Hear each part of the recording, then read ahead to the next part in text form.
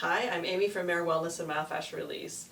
It's springtime and a lot of people are outside now. A lot of people are doing yard cleanup, putting in vegetable gardens, planting flowers, or doing container gardening. So I've heard a lot of clients say, oh gosh, I'm out in the garden now and my back's really bothering me. What can I do? So I'm inspired to make this quick little video for you to help give you some tips to decrease your risk factors and decrease the likelihood that you will be really sore or injured, so much so that it's preventing you from getting back out into the garden. So a couple things to think about. A big one is a lot of people jump right from being indoors all the time during the winter with a lot of sitting right out into full-on yard work, getting the yard looking nice and pretty for spring. And that's awesome, but here's what we need to think about. When we're sitting a lot, that really shortens up the calf muscles, the leg muscles. We don't get a lot of range of motion in our hips, our knees, our ankles, and our feet. Our feet are also used to walking on hard surfaces, sidewalks, anywhere indoors, all hard, flat surfaces, in shoes. So our feet are used to a very consistent, repetitive input. We need to, when we transition into just walking in a yard with grass, that's very different input into our feet and can make our feet, ankles, hips, and everything up the chain work a heck of a lot harder. So one of the best things you can do is take a therapy ball, and you can find a link to these on my website, and just roll your feet. You've got 33 different joints in your feet, and they should all be super flexible and very strong.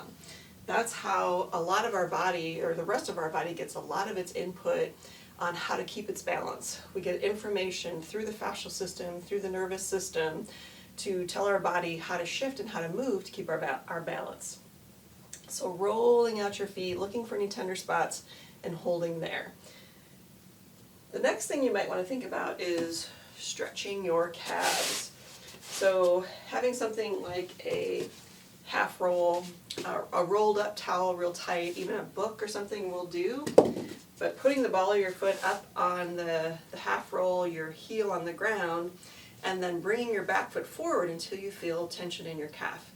And waiting for that to lengthen, eventually getting so you can step through. There's a whole video on how to do this on my website, so you can check that out. But keeping your calves nice and loose will make it easier for you to keep your balance as you walk through the yard, or a freshly tilled garden is going to have a lot of unlevel surface in it. Okay, so next, the hamstrings. Got to keep the hamstrings loose too.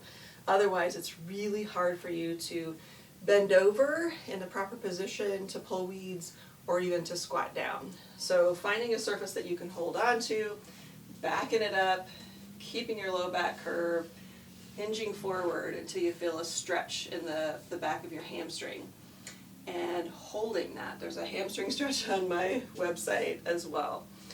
The next thing you want to think about is warming your body up to get down into a squat, because a lot of people want to squat when they pull their weeds. So using something like a door handle to start getting your body used to that range of motion. So opening your door, take a step back, use the strength of your arms to help yourself lower and come back up until you feel comfortable not using your arms. So always when you lean back, lead with the tush.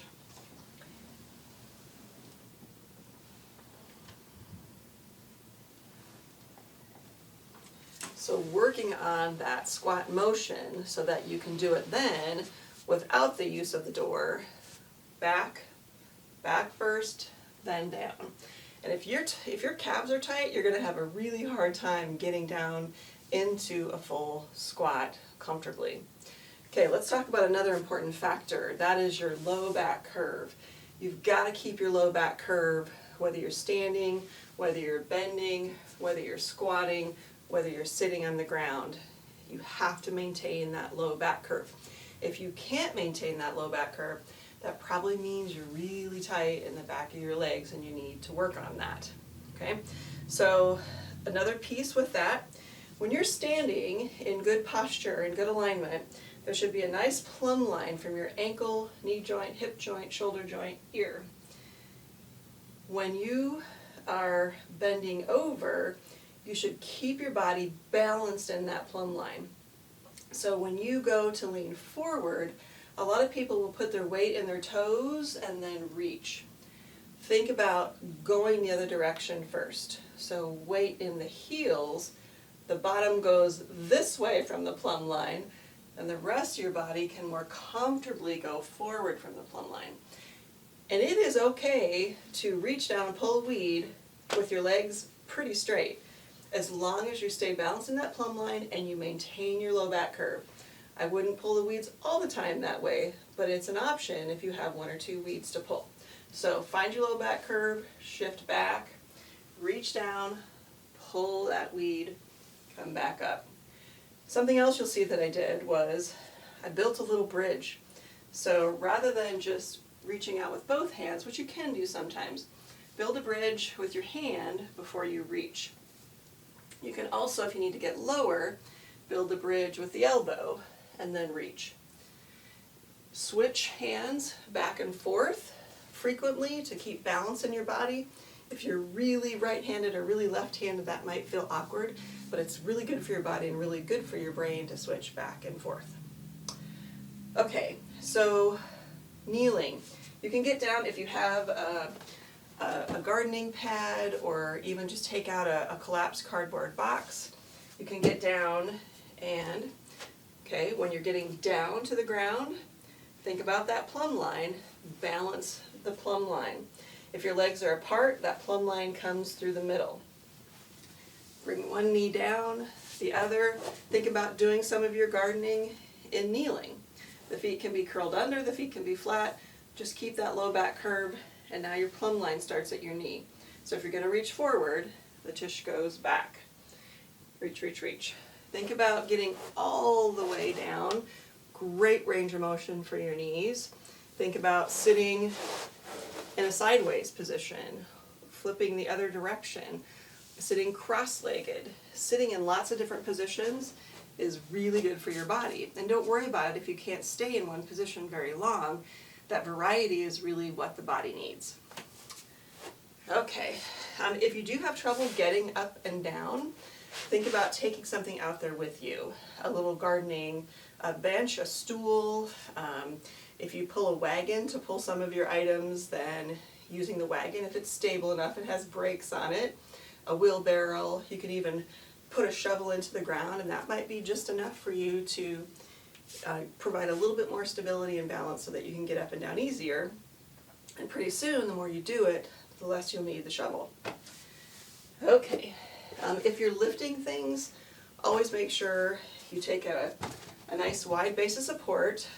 Make sure your knees bend in line. Make sure the tush leads back.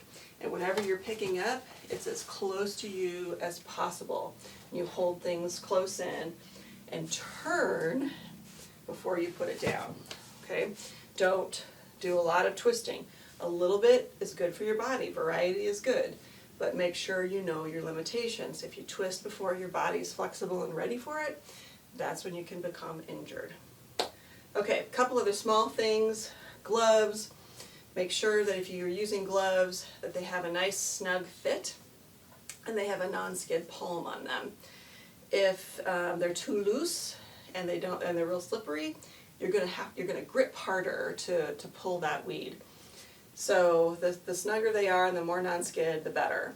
If you think about your maximum grip strength for a repetitive activity, no more than 30% of your max grip strength if you're going to do something repetitively over time.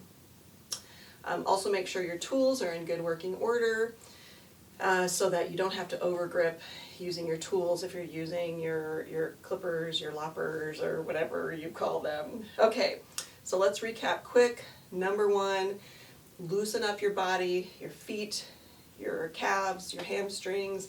Practice squatting up and down before you go out. It's good to warm up before you go out. If you don't have time to warm up, mindfully start slowly. Honor your low back curve in whatever position you are in, and keep your body balanced over that plumb line. Whenever you start leaning, hips go back, the weight stays in the heels as you lean forward. If you keep the weight in your heels, you will really help you balance as you reach forward. If you have the weight in your toes, you will feel it in your low back. Okay, I hope that helps keep you safe as you garden all summer long. Thank you.